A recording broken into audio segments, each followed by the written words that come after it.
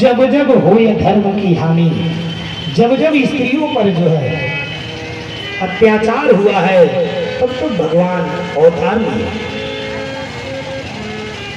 क्योंकि आज मात्र शक्ति के ही द्वारा ये संपूर्ण सृष्टि का रचना है। मात्र शक्ति के द्वारा ही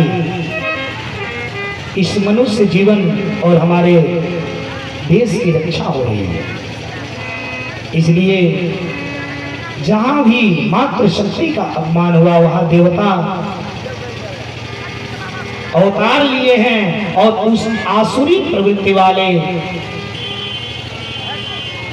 दैत्यों का दमन किए हैं। तो उसी प्रकार से जब एक असहाय औरत अपने लज्जा के लिए भिक्षा मांगती है, सभा में बैठे हुए तमाम जो है महारथी, कोई उस स्त्री का मदद करने वाला नहीं होता। ऐसे समय में हमारे कृष्ण कन्हैया मोहन माधव आकर के द्रौपदी के लाज को बचाते हैं महाराज। और द्रौपदी के लाज को बचा करके भगवान मन में निश्चय कर लेते हैं कि ऐसे आताताइयों को सबक सिखाना बहुत ही जरूरी है। और जाकर के भगवान युद्ध की रणनीति बनाते हैं। दुर्योधन के पास जाकर के कहते हैं कि 5 गांव ही पांडव को दे दो, 5 गांव में ही पांडव रह लेंगे। दुर्योधन कहा कि मैं बिना युद्ध के एक सुई के नोक के बराबर भी भोग मैं देने वाला नहीं हूं। भगवान गए पांडव से कहने के बाद द्वारिका चले गए। द्वारिका में गए। अब पांडव और कौरव के बीच युद्ध का वार्तालाप आगे बढ़ गया। बढ़ने के बाद सर्वप्रथम दोनों लोग मन में विचार किए कि भगवान कृष्ण से दोनों लोग मदद मांगने के लिए गए। सबसे पहले पहुंच गया कौन? दुर्योधन। और भगवान सोए हुए थे, कृष्ण कन्हैया सोए हुए थे। दुर्योधन जाकर के भगवान के मस्तक मूड़ी के पीछे खड़ा हो गया, सिधाने। और खड़ा होकर के अब देख रहा है कि कब जगेंगे। तब तक पीछे से अर्जुन भी पहुंचे और अर्जुन जाकर के भगवान के चरणों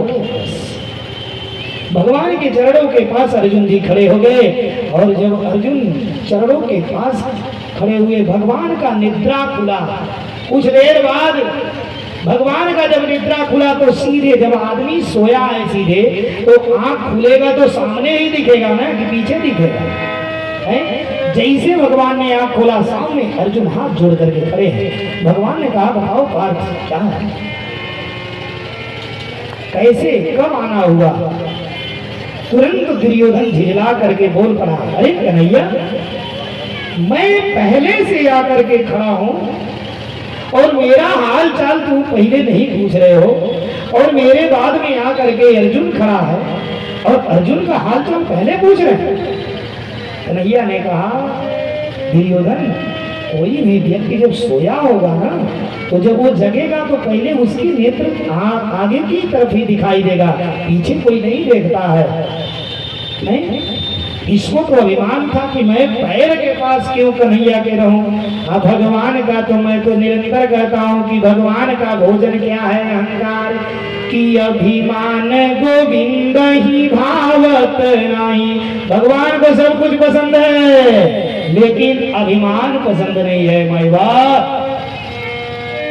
इसलिए दुर्योधन अभिमान में था। भगवान ने कहा अच्छा चलो गुस्सा मत करो, बैठो। हो गया। दोनों लोगों को भगवान ने बैठाया, आदर के साथ जल जलपान इत्यादि करवाए। और करवाने के बाद कन्हैया ने कहा बताओ किस लिए आना हुआ?